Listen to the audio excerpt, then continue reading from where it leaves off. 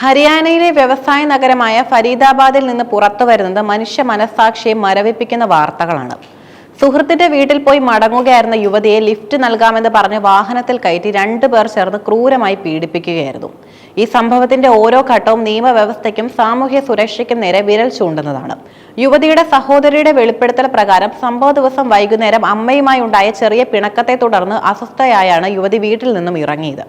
ഏതൊരു സാധാരണ കുടുംബത്തിലും സംഭവിക്കാവുന്ന പ്രശ്നങ്ങൾ ആ പെൺകുട്ടിയെ ഇത്ര വലിയൊരു ദുരന്തത്തിലേക്ക് നയിക്കുമെന്ന് ആരും കരുതിയിരുന്നില്ല. രാത്രി 8:30 സുഹൃത്തിന്റെ വീട്ടിലേക്ക് പോകുകയാണെന്ന് പറഞ്ഞാണ് യുവതി വീട്ടിൽ നിന്നും പോയത്. അപ്പോൾ വീഡിയോ കോളിൽ സംസാരിച്ചപ്പോൾ അവൾ മാനസികമായി തകർന്ന നിലയിലായിരുന്നു. അമ്മയോടുള്ള പിണക്കം തീർക്കാനും മനസ്സൊന്ന് ശാന്തമാക്കാനുമാണ് സുഹൃത്തിനെ കാണാൻ അവൾ തീരുമാനിച്ചത്. രാത്രി 8:30 മുതൽ പുലർച്ചെ 3:30 വരെയുള്ള 7 മണിക്കൂറോളം യുവതിയെക്കുറിച്ച് വിവരമൊന്നും ഉണ്ടായിരുന്നില്ല. ഈ സമയത്തിനിടയിലാണ് രാത്രിയുടെ മറവിൽ ആ കാമഭ്രാന്തന്മാർ തന്റെ സഹോദരിയെ വേട്ടയാടിയതെന്നും സഹോദരി കണ്ണീരോടെ ഓർക്കുന്നു. രാത്രി 11 മണിയോടെയാണ് യുവതി സുഹൃത്തിന്റെ വീട്ടിൽ നിന്നും ഇറങ്ങിയതെന്നാണ് സൂചന. വീട്ടിലേക്ക് മടങ്ങാൻ വാഹനം കാത്തുനിന്ന് അവളെ ഒരു മാരുതി സുസുക്കി എക്കോ വാനിലെത്തിയ 2 പേർ സമീപിക്കുകയും ലിഫ്റ്റ് വാഗ്ദാനം ചെയ്യുകയുമായിരുന്നു.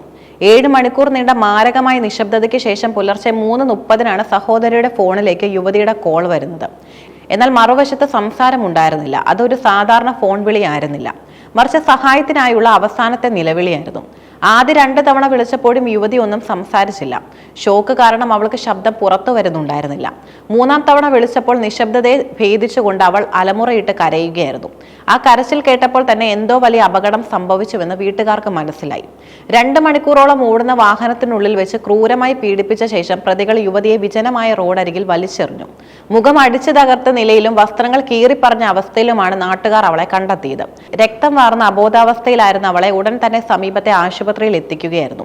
ആക്രമണത്തിന്റെ തീവ്രത കാരണം യുവതിയുടെ നില അതീവ ഗുരുതരമായിരുന്നു. പ്രാദേശിക ആശുപത്രിയിലെ ചികിത്സ മതിയാകാത്തതിനെ തുടർന്ന് അവളെ ഡൽഹിയിലെ ഉന്നത നിലവാരമുള്ള ആശുപത്രിയിലേക്ക് മാറ്റി. മുഖത്തും ശരീരത്തിന്റെ വിവിധ ഭാഗങ്ങളിലും മാരകമായ മുറിവുകൾ ഉണ്ടായിരുന്നു.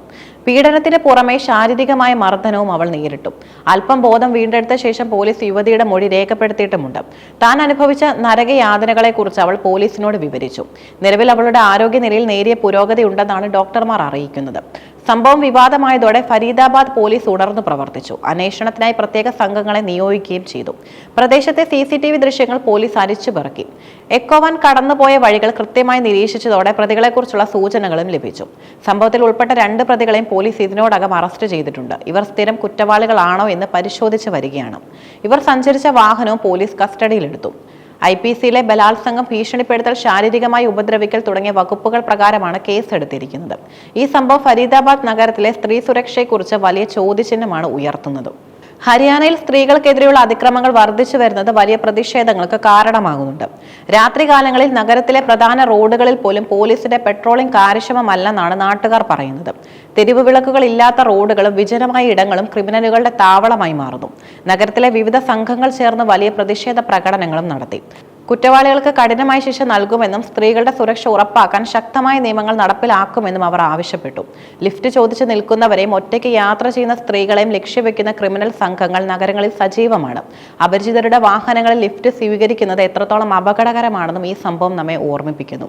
രാത്രികാല യാത്രകളിൽ സുരക്ഷിതമായ ടാക്സി സർവീസുകളോ പൊതുഗതാഗതമോ ഉപയോഗിക്കാൻ ശ്രദ്ധിക്കുക.